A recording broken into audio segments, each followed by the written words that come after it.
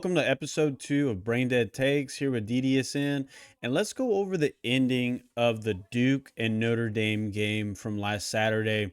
Something we talked about during the live stream on Twitch Saturday night was what was going on, the way it ended, could have been prevented. Let's get into it here. Let me show the clip of the ending. Let's start with the ending.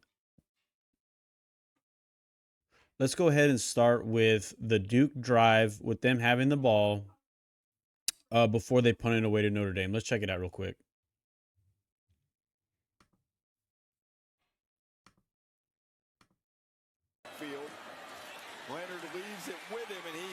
All right, so he's down. Notre Dame uses their first timeout.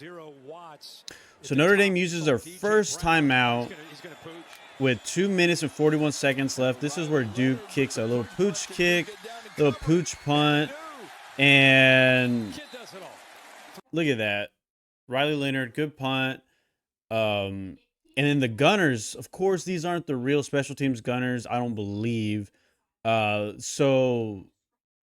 Okay, so it looks like, if you look at it, it looks like the special team Gunners, who are probably just the receivers and not the full-time special teamers, they downed the punt at the 5-yard line. It was in the air. He high pointed it. He caught it immediately. I think that if he would have let it at least travel through the air, I think they could have picked up a little bit, maybe 2 or 3 yards extra and pinning Notre Dame deeper. And as we know, with the way this game ended, every inch counts, every yard counts, and that could have been the difference between winning and losing for the Duke Blue Devils. But let's go forward and let's check out Notre Dame's drive here and let's break it down what went wrong for Duke. He can run, he can lead, he can throw.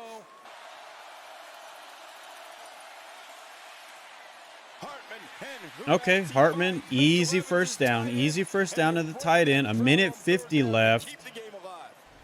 3 timeouts for Duke, 2 left for Notre Dame. All right. So this tight end has been getting open, wide open all day over the middle of the field. He had a huge day, over 100 yards, I think more than 8 catches. He had a great game. All right. So here we go. 1st and 10, 1:35 left. And they're on the 35-yard line. Their own 35-yard line. Hartman, boom, wide open. All right. Okay, so now they're in Duke territory with, okay, so now we got 1:16 seconds left here. Hartman goes back. Notre Dame still has 2 timeouts here. He drops it. All right. Penalty. Okay. So again, 111. Duke 3 timeouts. Notre Dame 2 timeouts. All right, and we got a flag here for offensive pass interference. Okay, and this is what marks back Notre Dame. And they're going to repeat the down. Okay. He pushed him. It was a clear push off. He couldn't even catch it, but it wouldn't have mattered. Okay, so. All right, so here we go. 3rd and 16. Almost intercepted. Almost intercepted by Duke. All right. So now 4th and 16. All right. So now let's go ahead and talk about it right now, because this is obviously the infamous 4th and 16 play coming up. So let's talk about it a little bit more in depth. Just the different situations that could play out here, and what Mike Elko, we thought he should be thinking, but apparently wasn't. Right. So incomplete pass. All right, so incomplete pass on 3rd and 16. Notre Dame 1 timeout. Duke with 3 timeouts, right? So Notre Dame took a timeout for Duke there. Duke opts to go with a prevent defense. Yes, prevent defense. Basically put the nail in the coffin. Hartman, I believe, I'm going to have to pull up the quote for y'all here. The execution on the 4th and 16 scramble, do you want the second level up further? Yeah, I mean, when you drop 8, like that, you're building a 5 underneath wall at the sticks, and you have a hard time believing that a kid can scramble for 16 yards. And so I just got to go back and look and see what went wrong. It was hard to see live, but obviously, you drop 8 in that long yardage situation because you think the scramble is out of play and you just try to flood the coverage. And, in hindsight, maybe we should have just kept pressuring. I don't know. But Mike Elko had said post-game that, we didn't plan, we didn't expect for somebody to run, scramble 16 yards. Well, you got to expect everything. And it's easy to say hindsight, whatever, but we talked about this live on Twitch. We went over it live, and you still have, if you're Duke, you have 3 timeouts. You could rest the defense. You could just relax because Notre Dame already called a timeout, so they know like kind of what they want to do, what they're gonna do offensively. So calling a back-to-back timeout for Duke, well, a timeout after Notre Dame's, I think that would have been the right move. But I don't know. Duke wanted to go prevent defense, and Elko's press conference, he thought that they could stop Notre Dame short of the sticks, 16 yards. They weren't expecting, a huge scramble, but lo and behold, well, let's see what happens. So 3 down linemen. So there's no pass rush. Hartman takes a good amount of time and then finally takes off. Picks up about 17, 18 yards, probably 18 yards. So that's a huge play, all right? So Notre Dame, all right, so boom. Right there, boom. Notre Dame, 1 timeout left. Hartman gets the first down, immediately spikes the ball. Duke, still with 3 timeouts. And I'm assuming, I don't know what to assume, right? They're like, are they going to keep it? Is Notre Dame going to run this clock all the way down? Which probably would have happened.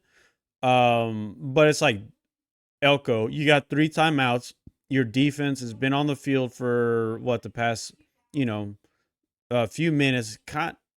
They've been playing tough defense, but just gave up a 4th and 16 play. All right, so let's check it out. Hartman spikes it. 38 seconds, clock stop. Estime, and he just breaks it. Duke's defense, whether you want to call it tired, lazy, completely got bunched up in the hole. In the box, rather, not the hole. The hole was wide open on the cutback. Oh, that's just, that's just a good running back right there. But still, Elko, still 3 timeouts. 3 timeouts still, and and they go for 2, wide open. So, all right, so you're Elko. 30 seconds left for your offense to get a touchdown. And what are you going to do with those timeouts? Duke ends up fumbling on the, I believe, the second or first or second play that they have the ball. Ball game's over. Sack fumble. Notre Dame wins. But that's what we need to talk about. Why does Elko in a game I know he's a young head coach at this level, right? He coached in the MAC for I don't know how long, like at least 8 years, I want to say. And then second season as Duke head coach.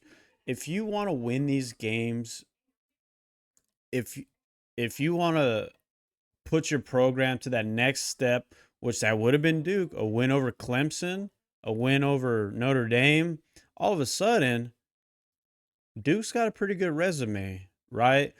And I think Duke should have won this game. They had 2 missed field goals, pretty easy field goals. They gave up that last drive. Duke just blew this game.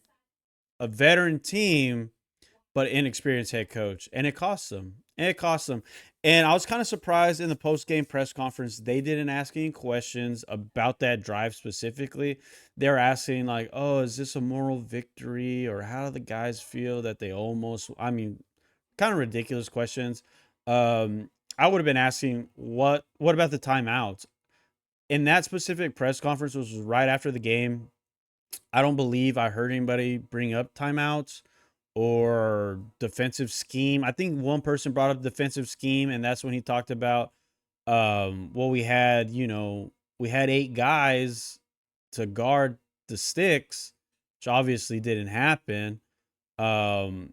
But you know, prevent defense, I've never been a fan of that. I just don't. I just think Elko, if he was a little bit more poised in the situation, they would have won that game, and they didn't because he basically folded.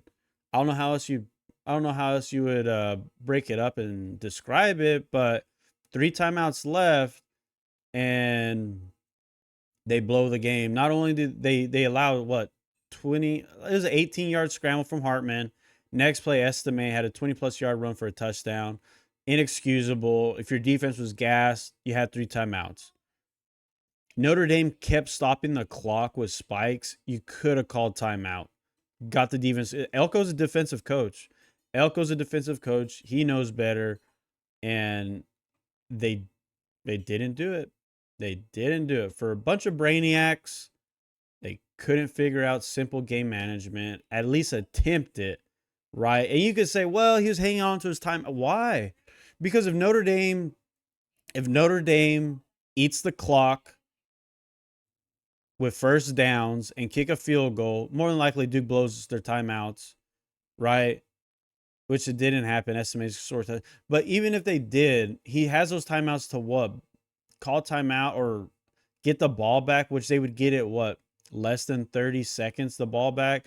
There's just really no excuse for not calling any timeouts at all during that drive or the drive before where Duke got the ball down to like the 40-yard line and you have a kick. I think it was too far for a field goal, but I mean, you're Duke against Notre Dame. Do you think it'd probably be better to go for it on 4th and 4 from that, I want to say the 45-yard line, 35-yard line, 40-yard line, or punt it? Like, what would you rather do? You probably want to be aggressive. If you trust your defense, I get it 100%. Duke has a strong defense, but then you put your defense in that situation, and then you don't help them out, calling any timeouts, trying to get anything going. Pretty much Notre Dame put themselves in a hole with that pass interference call. So it's 3rd and 16, then having to be 4th and 16. So Duke almost had an interception, but other than that, Duke didn't really make any defensive plays that were good. They didn't make any good defensive plays other than the almost interception, which that was kind of a bad pass. So let me know what y'all think.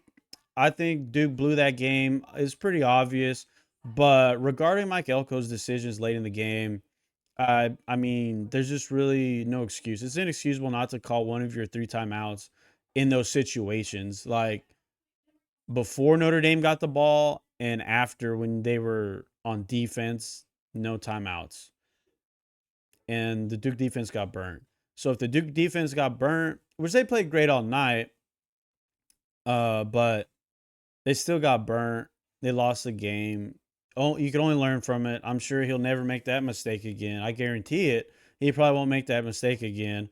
But he did make it. And thanks for joining us again for episode 2 of Brain Dead Takes, Mike Elko edition. Let us know what y'all think in the comments. Give us a follow, subscribe, hang out with us on Twitch, and we'll see y'all next time.